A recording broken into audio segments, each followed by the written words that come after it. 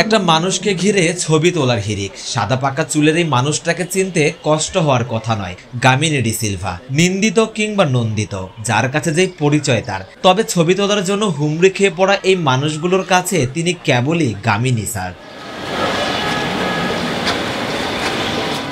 প্রিয় গামিনী স্যারকে আজ আড়ম্বরের সাথে বিদায় দিয়েছে হোম অফ ক্রিকেটের মাঠ কর্মীরা। দীর্ঘ 15 বছর বাংলাদেশে কাজ করা গামিনীকে সম্ভাব্য সবটুকু উজাড় করে দিয়ে ফেয়ারওয়েল দিয়েছে তারই সহকর্মীরা। একজন ভিনদেশি মানুষের কাছে এই ভালোবাসার চেয়ে মূল্যবান নিশ্চয়ই আর কিছু হতে পারে না। ভালোবাসা আপ্লুত গামিনীর চোখের কোনায় কি তখন এক ফোঁটা অশ্রুজল খেলা করেনি? গামিনীর এমন হাসি মুখী বা কে দেখেছে কবে? তবে হাসির আড়ালে মিশে থাকা ওই এক বিন্দু কষ্টটাই আর লুকিয়ে রাখতে পারলেন কই? বাংলাদেশ ক্রিকেটের পিচ প্রস্তুতিতে দীর্ঘদিনের ভরসা ছিলেন গামিনী ডি সিলভা। মিরপুরের শেরেবাংলা স্টেডিয়ামের ঘাস, উইকেট আর আউটফিল্ডে যার হাতের ছোঁয়া লেগে আছে দীর্ঘ 1.5 যুগ, সেই লঙ্কান কিউরেটর গামিনী এখন বাংলাদেশ অধ্যায়ের একেবারেই শেষ প্রান্তে।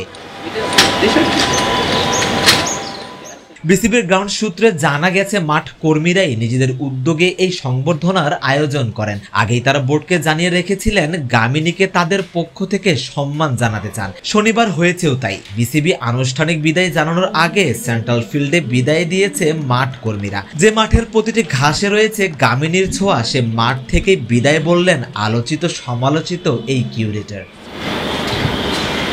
বিসিবির সঙ্গে 2009 সাল থেকে কাজ শুরু করেন 65 বছর বয়সী এই কিউরেটর। তার সময় দেশের বিভিন্ন ভেন্যুতে 32 টেস্ট, 106 ওয়ানডে আর 68টি টি-20 খেলেছে বাংলাদেশ দল, যার মধ্যে 2011 ওয়ানডে বিশ্বকাপ, 2014 টি-20 বিশ্বকাপ, 2016 অনূর্ধ্ব-19 বিশ্বকাপের ম্যাচও রয়েছে।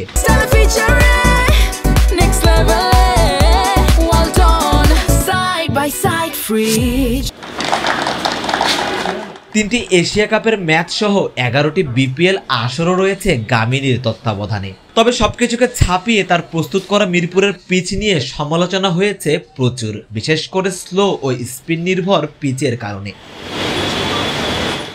দেশের একটা শ্রেণীর মানুষের কাছে তো এই লঙ্কান রীতিমতো ভিলেনি বনে গেছেন। তবে যে মানুষগুলোর সাথে কাজ করেছেন গামিনী, তাদের হৃদয়ে ঠিক কতটা কাছে জায়গা করে নিয়েছিলেন তা তো এই ছবিগুলোই বলে দিচ্ছে।